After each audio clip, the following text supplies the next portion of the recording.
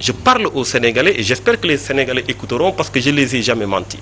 Depuis que je fais de la politique, je suis resté droit dans mes bottes. Quels que soient les contextes et les propositions et privilèges en vue, j'ai toujours été droit dans mes bottes. Donc, je ne pense pas aujourd'hui qu'il faille changer de fusil d'épaule parce que tout simplement, il y a une organisation derrière qui veut dénigrer, qui veut insulter, qui veut truc. Ça ne me fait ni chaud ni froid. Je reste droit dans mes bottes parce que je considère que c'est la vérité qui doit triompher et la vérité triomphera. Oui, mais surtout, est-ce que vous êtes surpris par la tournure qu'ont prise les choses? Justement, même si vous dites que vous ne les entendez pas, vous ne les voyez pas, mais quand même, ce tintamarre-là, il existe. Oui, je ne suis pas surpris. Je l'ai noté avant moi. Moi, je ne note pas les choses par rapport à ma personne. Je les note par rapport à tout le monde. On a constaté dans ce pays que de plus en plus, il y a une volonté de mettre en place une pensée unique, de mettre en place la terreur. Je vois, c'est visible, des chroniqueurs qui tremblent dans les plateaux, des journalistes qui tremblent. On prononce certains noms, non, et pourquoi? Parce qu'ils ne veulent pas être insultés. Mais ça, c'est extrêmement grave, ça, c'est le premier combat qu'il faut mener. Il faut être libre dans la vie. C'est le premier combat à mener. La liberté de dire ce qu'on pense. La liberté d'expression, elle est fondamentale dans un pays. Mais c'est pourquoi je dis, ce n'est pas un problème de terreur. Les gens peuvent s'organiser comme ils veulent. Ce n'est pas un problème. Moi, je ne dis pas, non, ne vous organisez pas, ne m'insultez pas. Non. Non, parce qu'on est sur l'échiquier politique. Mais mon problème aujourd'hui, c'est qu'il y ait peu de gens qui ont la liberté de pouvoir dire les choses ou qui ont le courage de pouvoir les dire. Elle est menacée dans notre pays, cette liberté d'expression. Elle est menacée. Arrachée, même souvent, même au prix du sang dans notre pays. Mais la liberté d'expression est menacée de différentes manières aujourd'hui. Et de deux bords d'ailleurs. Quand on est contre le pouvoir et contre parfois certains dans l'opposition, on est entre l'enclume et le marteau. Voilà. Mais c'est un choix. Parce qu'il ne s'agit pas de personne en réalité. Il s'agit d'être contre des positions, d'être contre des pratiques. Et c'est important de révéler sa pensée intérieure, ses fortes convictions. Ne pas dire ce qu'il faut justement pour être applaudi. Ça ne sert absolument à rien du tout parce que moi, ça ne m'agrandit pas. Si je dis quelque chose et que tout le monde m'applaudit et qu'à l'intérieur, je sais que je n'ai pas dit la vérité, je ne dors pas. Moi, je préfère dormir que d'être applaudi. Qu'est-ce qui vous gêne dans la démarche des initiateurs de cette coalition-là, Yewwi Askan Wi? Beaucoup de choses. D'abord, il faut comprendre que cette coalition a muté. C'est un nouveau variant. Ça a muté. Ce que j'ai dénoncé en premier, c'était la première intention d'une coalition à 4. Et Dieu merci, aujourd'hui... Les 4 grands, on les a appelés à l'époque. Mais commençons d'abord par faire le bilan. J'ai été confirmé sur tout ce que j'avais dit. Tout. Vous avez tous entendu le PDS, à travers mon oncle Doudou Wade, dire qu'on les a appelés pour une coalition à 4. À 3 d'abord, ensuite il y a eu le PUR qui est venu. Donc moi j'ai parlé de 3 personnes. J'ai exclu totalement Seigne Moustapha parce que lui-même il a dit qu'il a été impliqué à une coalition à 4. Donc il y a eu 3 qui véritablement ont discuté sur cette question. Pourquoi vous le ménagez? Alors, Seigne Moustapha? Non, je ne le ménage pas. Quand 3 personnes ont une initiative et viennent vous dire venez participer à cette initiative, vous n'êtes pas l'initiateur. On est d'accord. Donc, il y a d'autres initiateurs. Alors, je leur parle directement parce que d'abord, ils ont une responsabilité historique, les 3. Si on prend l'exemple de Khalifa Sall, je considère que Khalifa Sall est une sorte de patriarche au sein de l'opposition. Khalifa Sall, il nous convoque, on vient. Parce que c'est un leader qui a duré dans la politique, qui peut rassembler les gens. Si on prend l'exemple de Ousmane Sonko, je l'ai dit moi-même, pour moi c'est le chef de l'opposition. Pourquoi? Pour des raisons objectives. Parce que j'avais dit que quand on doit choisir le chef de l'opposition, d'ailleurs ce n'est pas un nom comme ça qui est sorti de nulle part, hein, c'est dans la Constitution, attention. Donc je ne le dis pas pour le dire comme ça. Dans un régime présidentiel, même si ça se voit dans un régime parlementaire, mais bon bref, ils ont tout mélangé, mais ils l'ont quand même mis et les Sénégalais ont voté. Moi je pense que les lois sont faites pour être appliquées, surtout les lois référendaires, parce que c'est le peuple qui s'exprime directement. Donc quand dans un régime présidentiel, en réalité, le premier est chef de l'État, bien évidemment, le deuxième est chef de l'opposition. Quand le deuxième rejoint le pouvoir, le troisième est chef de l'opposition. On me dit parfois, non, lui-même, il ne le veut pas. Je ne parle pas de lui. Je parle de principe. Alors, il a donc un rôle à jouer par rapport aux dernières élections, les résultats qu'il a obtenus aux dernières élections. Si on prend le cas de Karim Wade, aujourd'hui, c'est lui qui dirige le PDS, quoi qu'on puisse dire. Le PDS, c'est le plus grand parti du Sénégal. Personne ne peut le nier. En tout cas, moi, je le considère comme étant le plus grand parti du Sénégal. Donc, ils ont des rôles historiques à jouer. Quand nous avions tous eu l'idée d'aller vers une large coalition, un large rassemblement de l'opposition, mais s'ils prennent en main cette initiative, la démarche a été très mauvaise de vouloir réduire cette initiative à un groupe de 4 personnes qui, après discussion, va mettre sur la table un contrat que j'appellerai un contrat d'adhésion, parce qu'en droit, ce qu'on nous a appris, quand vous venez quelque part, il n'y a rien à changer, on a déjà tout, vous venez ou vous venez pas, vous signez ou vous signez pas. Les coalitions ne se sont jamais formées comme ça dans notre pays. Parfois, on nous dit, mais on ne peut pas appeler 300 partis. Oui. Parfois, on nous dit ça. C'est vrai, non? Mais c'est de mauvaises réponses à de bonnes questions. Là, vous avez commencé par définir le coefficient personnel de ces 3 leaders-là. Oui. Donc, il est tout à fait normal et objectif qu'ils soient devant, non? Oui, qu'ils soient initiateurs et non les propriétaires. L'opposition n'est pas une propriété. Il faut que ça soit clair. Alors, ce sont de fausses réponses. Mais elle peut avoir des leaders. Il y a eu de fausses réponses à de vraies questions. Cette manière de dire, oui, on ne va pas appeler tous les partis, ça va être compliqué, etc. Ça ne s'est jamais passé. Avez-vous été approché dans ce sens? Oui, j'ai été approché, mais j'arrive sur ça. Aujourd'hui, je te donne 3 cas, par exemple, comme ça, au pif. Si on prend mes amis et frères, Déthié Fall et Babacar Diop, ils n'ont pas de récépissé. Pourtant, on les appelle pourquoi? Parce qu'ils sont présents sur l'échiquier politique. Parce qu'ils participent au débat démocratique. Si on prend l'exemple de mon ami et frère Abdourahmane Diouf, il a annoncé qu'il va mettre en place un parti. Il n'a même pas encore de parti. Il a été approché. Pourquoi? Parce qu'il est présent sur l'échiquier politique. Parce qu'il participe au débat démocratique. Donc la réalité politique n'a absolument rien à voir avec la réalité des partis politiques. Les récépissés, c'est des papiers dans les tiroirs. Mais on sait qui est dans l'opinion, qui participe au débat démocratique. Il s'agit de les recenser. Ils ne sont pas nombreux. Ils ne sont pas nombreux. On ne peut pas aller chercher un kidam là-bas pour le faire. Ça n'a aucun sens. Mais au moins rassembler le maximum de personnes qui ont une influence sur les décisions des populations. C'est important. C'est ça qu'on leur demande.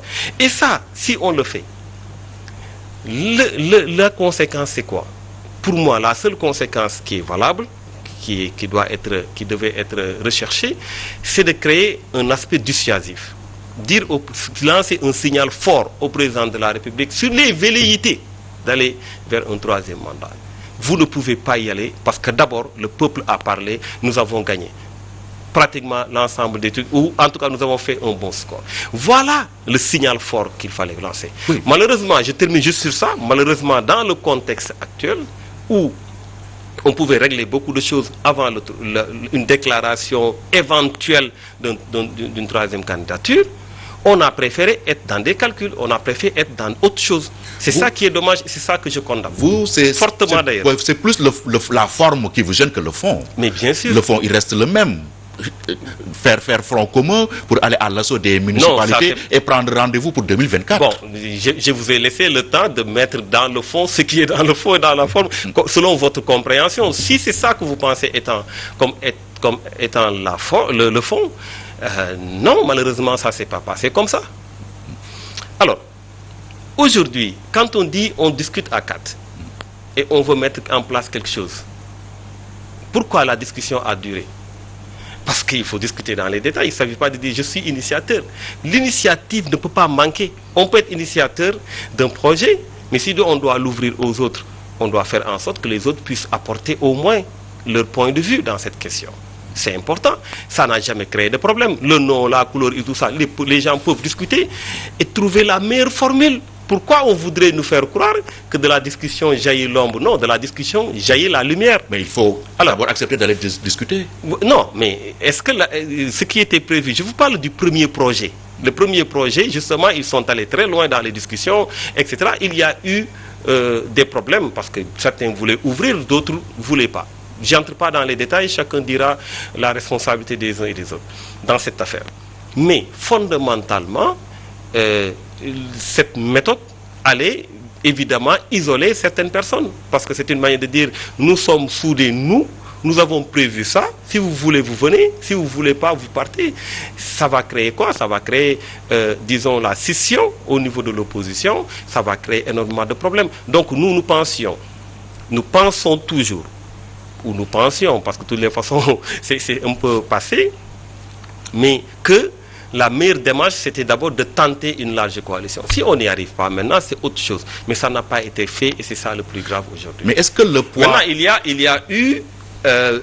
j'ai dit que la coalition a muté, il y a un nouveau variant, c'est-à-dire qu'aujourd'hui, il y a une nouvelle approche. Oui, nous allons revenir sur la nouvelle approche, mais est-ce que le poids électoral des uns et des autres n'a pas été un facteur qui a pesé sur la balance? Parce que les trois initiateurs, vous avez parlé de Ousmane Sonko, oui, je ne nie pas 15% à la dernière présidentielle. Le PDS, vous dites que c'est le plus grand parti au pouvoir au Sénégal. Le coefficient personnel également et le vécu de Khalifa Sall et Taxawu Sénégal. Oui, pour les autres partis, pour certaines mauvaises langues, oui, c'est des partis, excusez-moi de l'expression, cabine téléphonique. Est-ce que cela vous a choqué ou pas?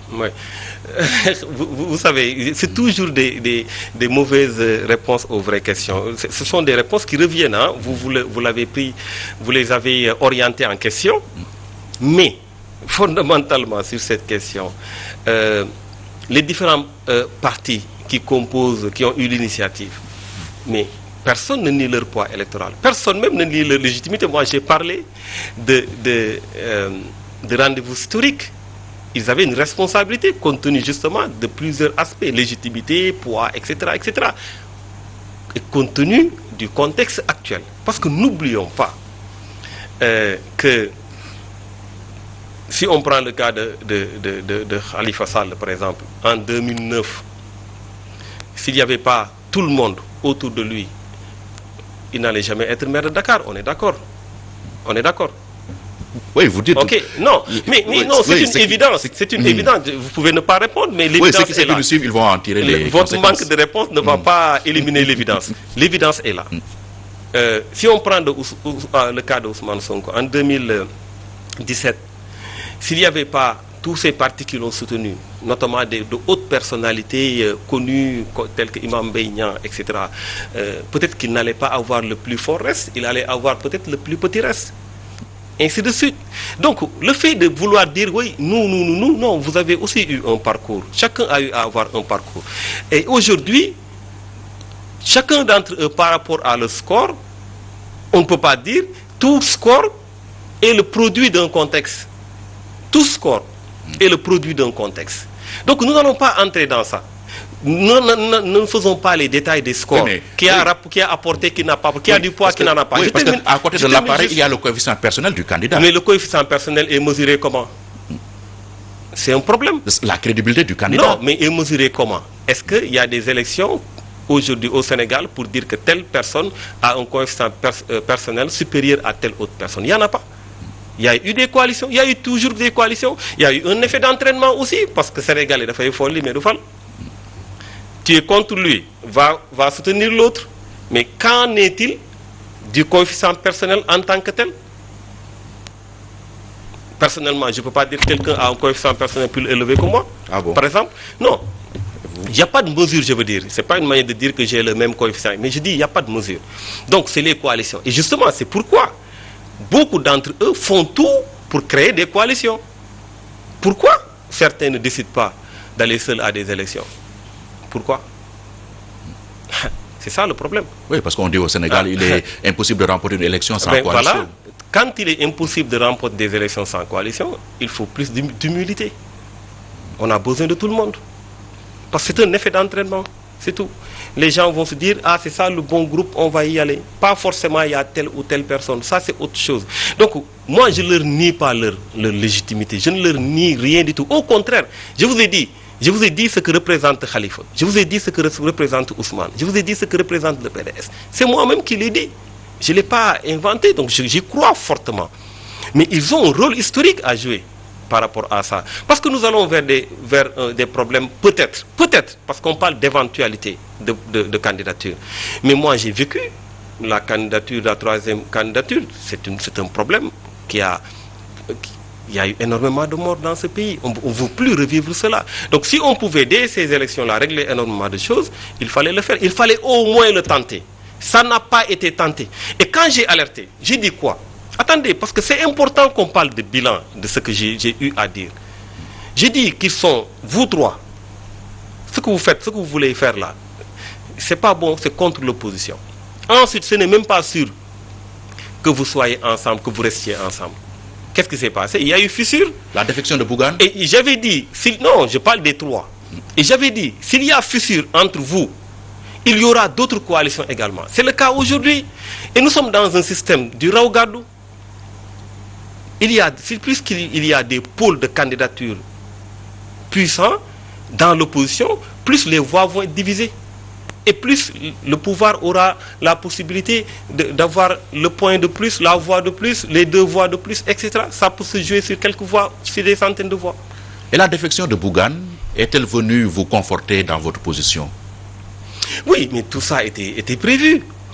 Parce que, je le dis encore une fois, même si on peut dire, oui, telle personne, on ne l'a jamais pesée, on ne sait pas ce qu'elle pèse, etc. Mais les gens ne font pas de la politique pour ne pas être considérés.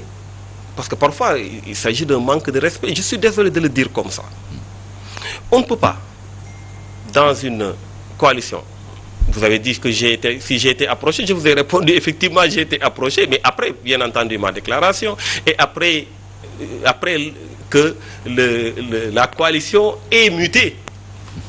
Oui, mais... est mutée. Attendez, parce que quand la coalition est mutée, tout le monde a été appelé pratiquement. Parce qu'il y a eu un enjeu de s'empresser à prendre l'autre avant que l'autre ne le prenne. Oui, mais en politique, il y a des partis qui comptent et d'autres qui pèsent. Oui, mais encore une fois, c'est un débat que j'ai achevé tout à l'heure. Les contextes déterminent les poids des uns et des autres et les contextes changent. Donc ça, on l'a connu depuis très longtemps. Maintenant, il y en a qui veulent maintenir les contextes, maintenir les postures, quitte à même déserter leurs responsabilités et à être dans des calculs. C'est ça que je dénonce totalement. Donc, quand on nous invite à une coalition, moi j'ai été invité à la coalition, la charte, c'est la charte de la coalition qu'on a appelée XXL. Jamais il a été précisé que la coalition s'appelle telle, à telle couleur, à tel truc, même en guise d'information. Même en guise d'information. Ça ressemble à quoi ça? Ensuite, dans la charte, il y a la signature du PDS. Le PDS a raison. Hein? Il y a la signature du PDS, alors que le PDS avait quitté les discussions en cette période-là. Il y a énormément de choses qui se sont passées qui ne devaient pas se produire. Parce que nous travaillons pour l'après Macky Sall aujourd'hui. Nous considérons que Macky Sall, le président Macky Sall, n'a droit qu'à 2 mandats. Il n'a pas droit à un 3e mandat. C'est clair, c'est acté. Mais maintenant, la meilleure manière de travailler à l'après-Macky, c'est d'être unis dès les locales. Justement, non. L'après-Macky, justement, c'est de nous débrouiller pour tous les tares qu'on a pu recenser, tous les problèmes qu'on a eus durant cette période, durant le règne de ce régime, qu'on puisse les dépasser définitivement. Donc on ne peut pas fermer les yeux sur certaines pratiques.